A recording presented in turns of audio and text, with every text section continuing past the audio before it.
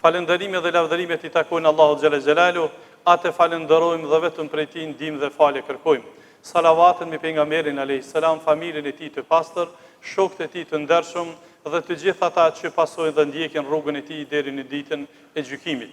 E me pastaj të ndershëm vëllezër besimtar të pranishëm. Allahu i madhërisëm është krijuesi i çdo gjëje. Prandaj dhe është e drejtë ekskluzive e tij që të përzgjedh, të veçoj, të vlerësoj atë që don nga krijesat e tij.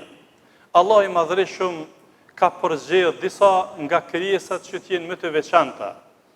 Ka krijuar planete dhe e ka përzgjedh planetin Tokë që ne të jetojmë në të.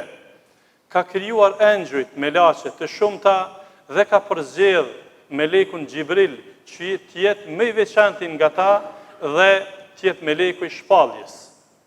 Ka krijuar njerëzit dhe nga njerëzit ka dalluar pejgamberët. Dhe nga pejgamberët i ka veçuar ulul azmi, pejgamberët e veçantë, Nuhin, Ibrahimin, Musaun, Isaun dhe Muhamedin alayhimus salam. Dhe nga ta e ka veçuar Muhamedin alayhis salam dhe ka dalluar. Po ashtu Allahu ka krijuar muajt dhe nga muajt ka dalluar muajin Ramazan. Ka krijuar ditët dhe nga ditët ka dalluar ditën e Xhuma, ditën e premte. Prandaj dhe do të mundohemi që sot të flasim diçka për veçoritë e ditës së Xhuma. Allahu xhalla xhelalu thot: "Wa rabbuka yakhluqu ma yasha wa yakhtar." Dhe Zoti yt krijon çfarë të don dhe përzgjedh çfarë të don nga krijesat e tij.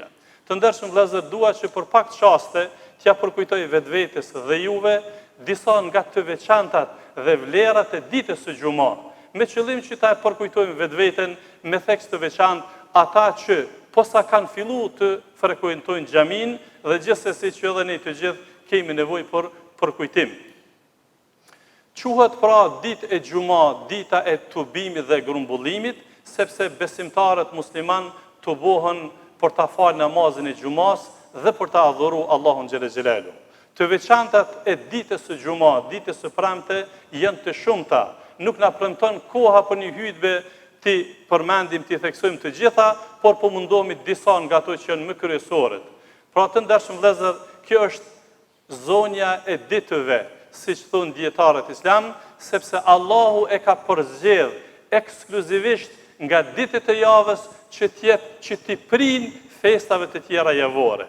Komunitetet të tjera e kanë ditën e shtunë dhe të diell dhe është përzgjedh dita e Xhuma që t'ju paraprin ditëve të tjera, sepse është festë javore.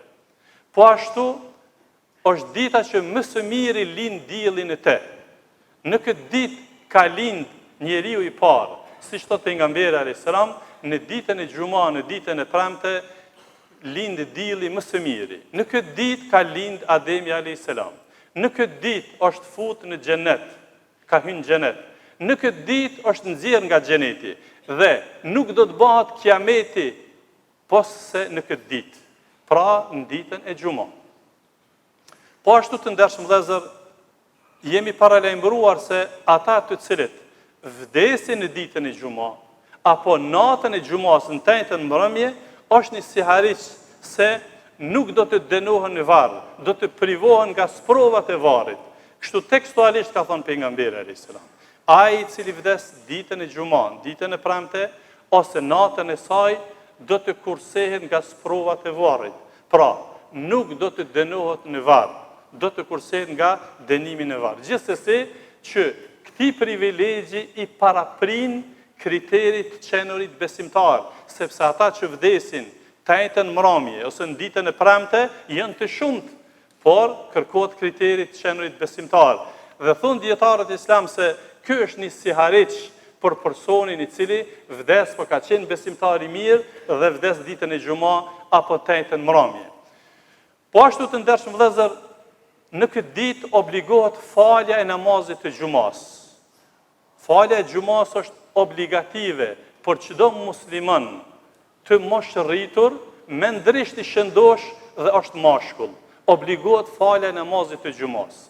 Prandaj nuk duhet të neglizhohet falja e namazit të Xhumas në këtë ditë, sepse është obligim i detyrueshëm për çdo musliman, mashkull që është në moshën madhore në pubertet dhe është mendrisht i shëndosh.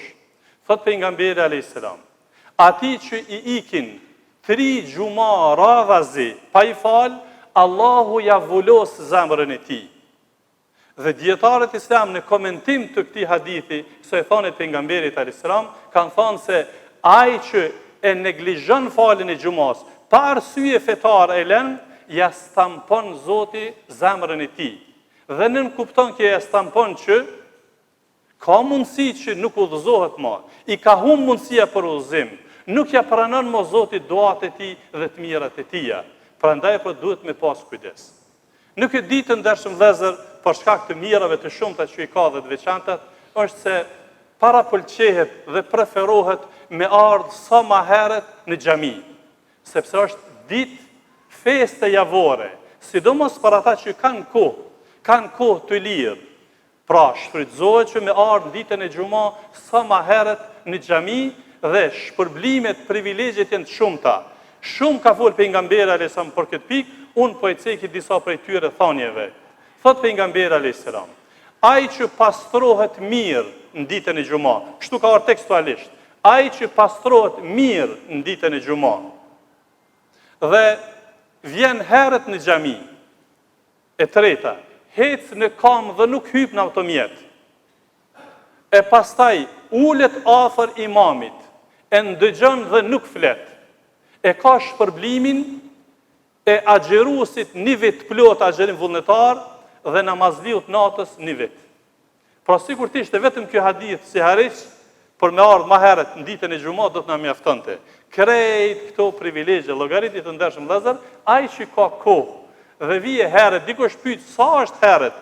Herët është shumë është herët. Dietarët kanë folë shumë që nga pas lindja e diellit, po të paktën me ardh para se të vinë, pra 1 orë me kohën tonë, 1 orë e gjys, 2 orë para kohë, nëse xhamia është qel, pra me ardh në kohën e parë, sa më herët i merr këto shpërblime me lejen e Zotit xhelel xhelalu. Po ashtu ka me një transmetim tjetër, ai që vije pra herët në xhami, i falen katët nga kjo xumë në xhumën tjetër. E çka të bën pastaj namazlia kur vjen herët? Çka duhet me bën në xhami? Fal namaz vullnetar, përmend Allahun xhelel xhelaluhu, lexon Kur'an, pra bën ibadet. Për krejt këto orë që i kalon, ka shpërblim ekskluziv tek Allahu xhelel xhelaluhu. Po ashtu të ndershëm vëllezër, nga të veçantat e kësaj dite është se në ditën e xumë Allahu xhelel xhelaluhu e ka caktuar një orë, një kohë, jo orë 60 minutëshe, po një kohë që pranohen duat, që nuk refuzohen lutjet. Pejgamberi alayhis salam thotë, në ditën e xumë është një kohë. Ai që lutet për diçka, i pranohet lutja. Dhe kanë folë dietarët islam kur është kjo koha, për ta përkufizuar është thonë dietarët islam nga pas namazit të ikindis deri namazin e akşamit. Po sa më afër namazit të akşamit pranohen duat, prandaj shfrytëzohen ditën e xumë një pjesë nga kjo kohë për mi paraqit kërkesat e tua dhe ankesat e tua shqetësimit tek Allahu xhelel xhelalu. Llogaritni të ndershëm vëllezër, nëse nuk mund me shfrytëzu namazin e natës ose favore të tjera e kemi pra në ditën e xumë, që na i jepet kjo mundësi që ne po ta lutim Allahun xhelel xhelalu, ti paraqesim kërkesat tona dhe gjithsesi që secili prej neve kemi kërkesa dhe kemi shqetësime, ti paraqesim para Allahut xhelel xhelalu. Të ndershëm vëllezër, këto ishin disa prej të veçantave të kësaj dite, prandaj duhet ta vlerësojmë ditën e premte, ditën e xumë, ta vlerësojmë namazin e xumës, ti vlerësojmë të gjitha këto vlera me qëllim që të jemi pjesë e këtyre mirësive. E them këtë që ndëgjuat, kërkoj falje për vetvete dhe për ju, kërkoni edhe ju falje sepse Allah është falësi i madh. Të ndershëm vëllezër, të pranishëm të veçantat dhe mirësitë e ditës së xumë premte janë të shumta, nga to është preferohet leximi i kapitulit El-Kahf në ditën e xumë, sepse ka shpërblime të veçanta. Po ashtu preferohet dërgimi sa më i madh i salavateve mbi pejgamberin alayhis salam në këtë ditë. Ka thënë pejgamberi alayhis salam, ai që më çon dërgon një herë salavat, Allahu xhelle xhelaluhu e lavdëron atë tek engjëjt 10 herë. Prandaj sa më shumë me qiu salavate pejgamberit alayhis salam në ditën e xumë ka shpërblime ekskluzive. E pastaj për dërgimin e salavateve mbi pejgamberin alayhis salam, përveç sevapit, përveç shpërblimeve, kanë ardhur argumente të shumta salavatën mbi pejgamberin a.s. e te i kalojnë mlefin, e te i kalojnë stresin, e te i kalojnë depresionin, i te i kalojnë shqetësimet. Është rrugë që hapet drejt hapjes së koridoreve të mirësive, pagimit të borxheve edhe shumë të mirave të tjera. Po ashtu të ndershëm vëllezër, gjithsesi që me që dita e xhuma është e veçantë dhe ka rregulla dhe xhumaja nuk mund të falet vetëm. Atëherë bie që ka rregulla pra me ardhmë më herët, para pëlqejet që në ditën e xhuma me u pastru, para pëlqejet që në ditën e xhuma me u parfymos, para pëlqejet që me i përzgjedh teshat, rrobat, garderobën më të mirën që kemi, sepse është bajram, fest javore. Po ashtu në anën tjetër të ndershëm vëllezër, ka rregulla disiplinore që kur jemi në ditën e xhuma me pas kujdes që mos mi kalu njerëzit në përqaf ai që është vënu. Ka pra hadithe çortuese nga pejgamberi alayhis salam, ai që është vënu edhe don me ardhi parë në safin e parë për shkak të sevapit. Pejgamberi alayhis salam e ka çortuar rënd. Prandaj mos i kalon njerëzit në përqaf, mi kalu safat me ardhë në për safat parë, nëse ti e vënu. Çaty ku ke mri ulu. Herën tjetër i rrigati vjen saft parë, dytë ose sipas mundësisë. Po ashtu nuk parapëlqehet, madje ndalohet me fol dikush kur ligjeruesi hoxha ligjeron në hutbe. Kujdesi veçantë shkon për përdoruesit e telefonave kur hoxha po ligjeron. Mund kanë ardhur shumë shqetësime për juve, nga disa nga ju, që disa xhamat fillestar që ende nuk i njohin këto rregulla dhe kjo është arsye që bëjmë këtë hutbe, më ka thonë hoxh, false shumë të ri, në kohën kur ti po ligjeron po flasin në telefon. Pra të ndershëm vëllezër, e ka ndalu pejgamberi alayhis salam personi që ki afër mi thon hesht, lere më me fol në telefon me dikon ose me fol me bisedu kur hoxha ligjeron. Pra, nëse ruhemi nga gjitha këto dhe mundohemi të jemi pjesë e këtyre preferencave, me të vërtet dalim pra nga xhamia në këtë ditë me përplot sevape, me përplot shpërblime, dalim të qetë, dalim të ngazëlluar, dalim me shtim të besimit dhe kështu plotësohemi në vlera. Allahu na mundësof që këto vlera që janë thënë në këtë ditë, ne dhe ju të jemi pjesë e tyre. Allahu na ruajt nga gjërat që nuk i dën Zoti i Madhreshëm dhe që i prishin vlerat e xhumas në këtë ditë. Lusim Allahun xhele xhelalu na udhëzon neve, juve, fëmijët tanë, familjarët tanë, shoqërinë tonë, muslimanë ka do që janë. Lusim Allahun xhele xhelalu që të na jap të mirat e tij në këtë botë dhe në botën tjetër. Lusim Allahun që të ndihmon muslimanëve anë mban botës ka hyn, ti të kalon krizat dhe vështirësitë e tyre. Lusim Allahun që të shëron të smuarit musliman dhe të mëshiron të vdekurit musliman.